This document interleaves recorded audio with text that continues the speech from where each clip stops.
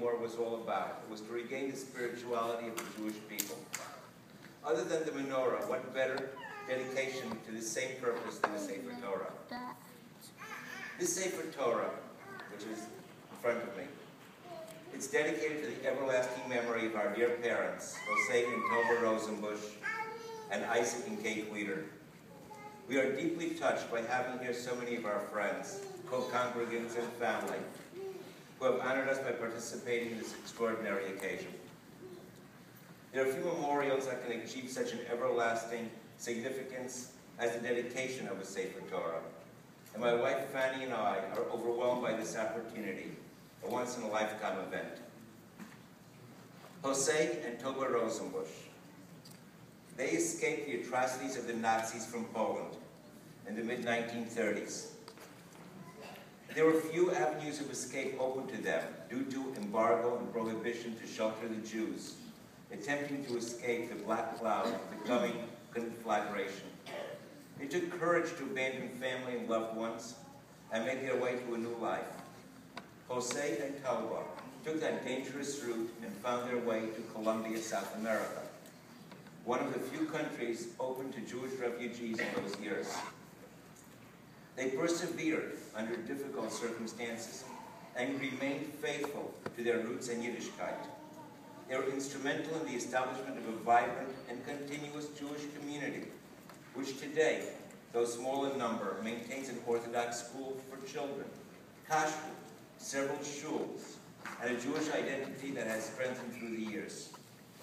The Rosenbushes were a pillar of their society and transplanted their faith and ideals from the ravages of Europe to the hopes and aspirations of future generations. Isaac and Kate Weeder were among the many Hungarian Jews who were transported to the death camps of Auschwitz. Most of their family members perished in this Holocaust that culminated in the death of 6 million of our Jewish brothers and sisters. Making their way to America in 1949, they created a new life for themselves and became proud citizens of their adopted land. They remained faithful and active in the circles of Orthodoxy. They built up their business with dignity and honesty and were recognized by their peers for those very qualities. My grandmother Hanny, my mother's mother and the only other survivor of her family, raised me with her strength and kindness. My parents were wise and respected. Others sought their advice. They were proud to be Jews, yet humble in their manner. They were my parents, and I feel blessed with their memory. You know, sometimes I was standing nearby the Torah, which was in the guest room of my home for the past couple of months. I'd stare at it and I'd think, just imagine, these are the same words as written, word for word, nearly back to the time when we were slaves in Egypt. And here I am with this Torah in my guest room, and it is the same in every way, word for word. Then I would think, what happens when we get to the end of the Torah? When there are no more words left? Just like when we were in the camps and the Jewish people were at their end. We rose again.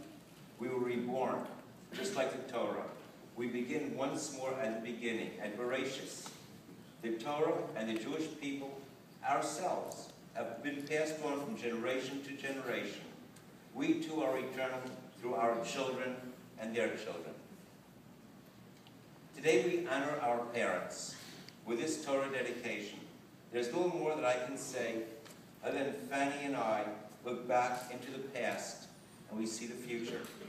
Our children and grandchildren are the continuation of our pasts. We're so proud of them and thank Hashem for blessing us with them.